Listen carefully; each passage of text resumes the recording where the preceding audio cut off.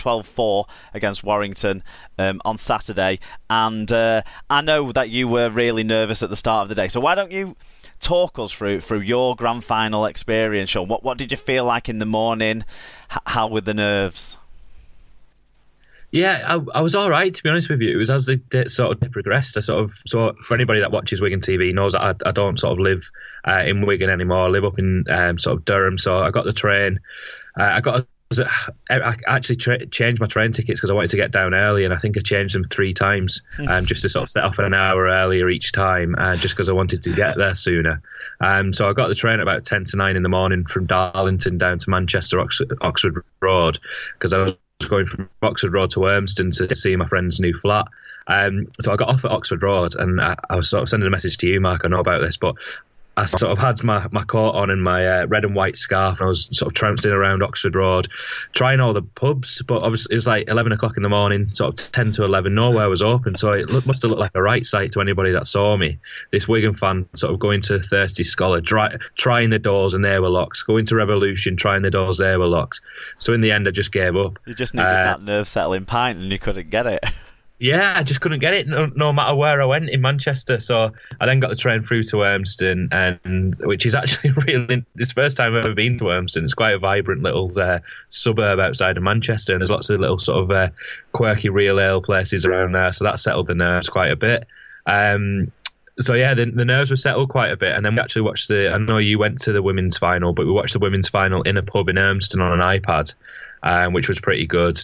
And that sort of, I think, sort of the realization started then that the big game was about to kick off. So I got an Uber down into Manchester, met with my my dad and my grandma, went for some food at Cafe Football. And the nerves really start to kick in then, the realization that you could be the team. I don't think it's a realization that you could lose. I think it's a realization that you could be the team that lets Warrington win for the first time.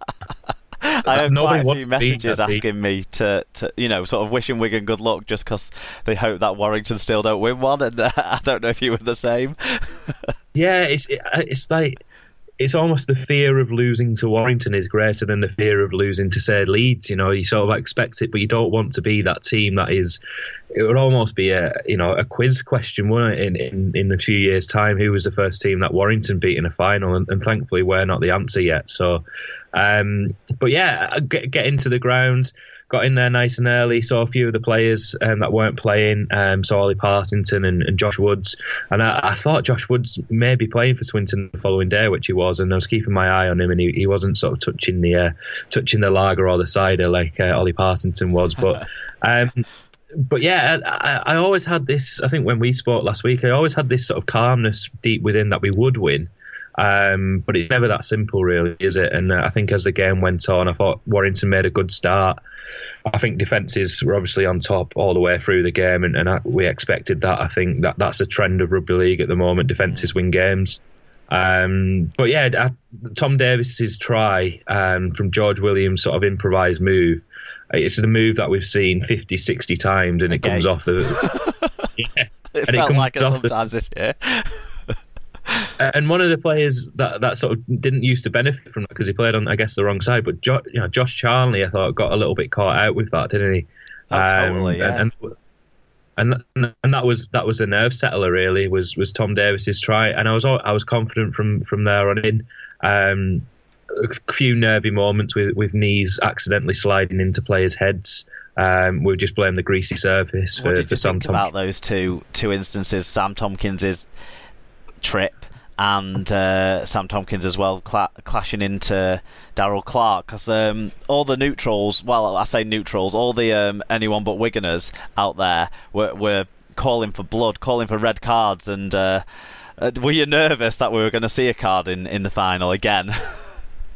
Yeah, absolutely. I mean, I could have swore that I saw Hicks go to his back pocket at one point. I turned around and said, look, he's getting a card of, I don't know what colour it is, but he's checked that they're there, and they're definitely there. Unless he forgot his cards. Maybe that's what he was checking. Realised he didn't have them, so his hands were tied. But no, I was really nervous, and I think if the incident was the other way around, I think I would have been exactly the same. I think we were very lucky, but I've seen a few people sort of suggesting that because of him and Luluai have obviously got one match bans now, but I think Ben Westwood in 2013, and it's funny how these things happen and sort of go around in cycles. People but forget. we got away with one there. Some people forget. Yeah, we got away with 1 or 3 there, I think. But yeah, you need luck to win these finals, and we certainly got an element of luck in that regard, I think.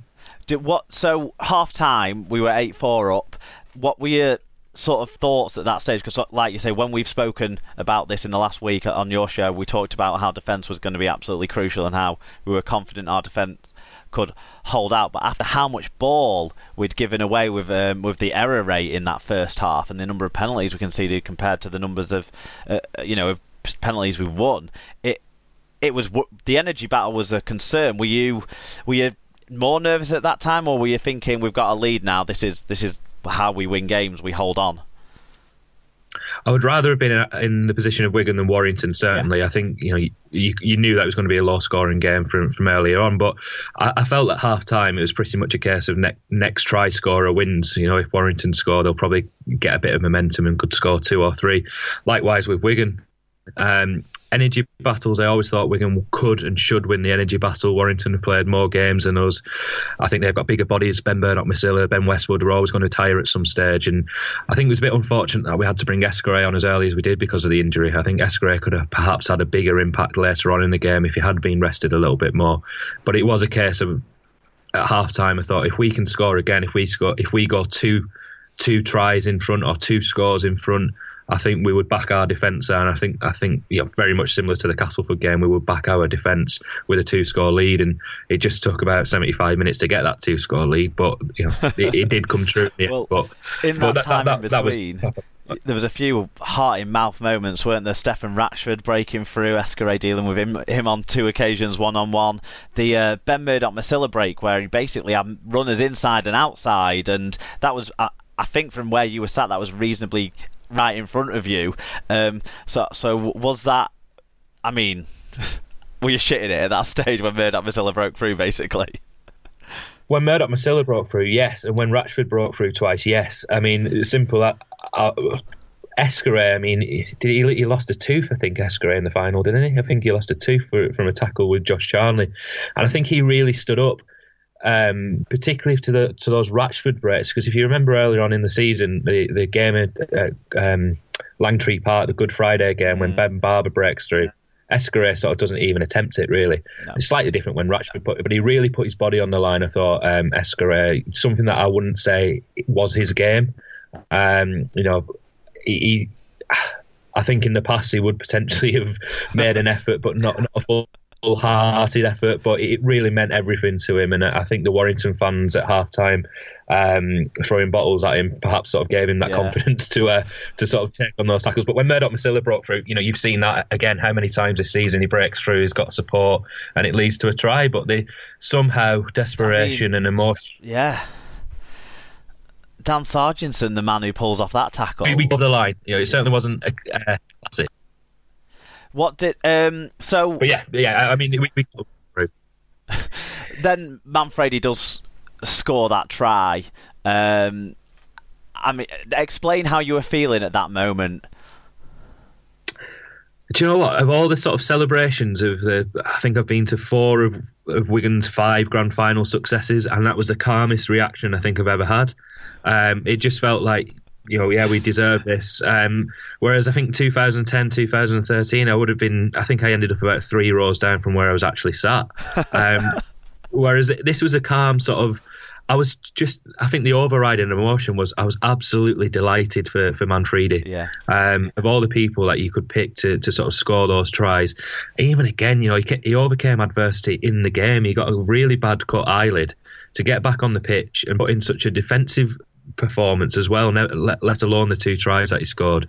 It was just a bit of a relief, and it was like a calm response actually, which I wasn't expecting. No, it was a hug a stranger moment for me. Yeah, I was dancing with anyone around. Yeah, honestly, I remember it was a very, very strange feeling. It was, we've won this now. Let's enjoy it. Let's make the most of it.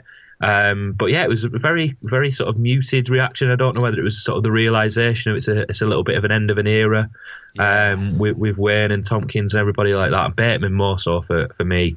But yeah, it was sort of a muted sort of acknowledgement. I obviously really enjoyed it, but I did expect myself to sort of be about 10 rows down once I hit the ground, but that wasn't the case this time. Well, I mean that gets us to the end of the game, and you've kind of already brought up the final talking point for what I want to get your emotions on. It is those departing players and staff and all of those things. I mean, did you keep your emotions in check at the end of the game when all those guys were getting interviewed on the pitch, or did it start to get to you? I kept my emotions in check. Actually, it was really emotional. I think that realisation that it's the last time you're going to see Sam Tompkins in the cherry and white. I think it's probably the last time we're going to see John Bateman. If John Bateman is as good over here as he is in the NRL, we're not going to see him again. No. And the last time I've seen Sean Wayne, we've spoken about. I don't know whether it's the case that we've spoken about it so much. We've been waiting for this moment since the end of May with Sean Wayne for him to depart. I think it felt like the end of an era, definitely. The emotions were certainly there. I saw Sean Wayne get really emotional at the Riversiders Awards a few weeks ago, and that took me by surprise. Yeah. And now I've seen him get emotional quite a few times. I don't think it's as big as a surprise, but it feels like the end of an era, and it feels like the end of an era that was started when Michael Maguire came in. I think this is a period in time that we'll look back on, the 9 seasons, whether it might be 2010 to 2018, and I think that's the book closed on that era now. And I actually spoke to Chris Radlinski earlier in the day, and I think he pretty much summed it up. He said, it's been one of the toughest years that he's had at the club. But it's been completely worth it because they've got the Super League trophy.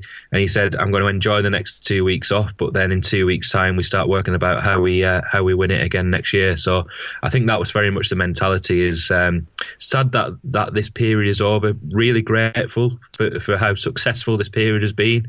I think in hindsight, when we look back over this period, we've been really lucky as Wigan fans. We might not have thought it during that period.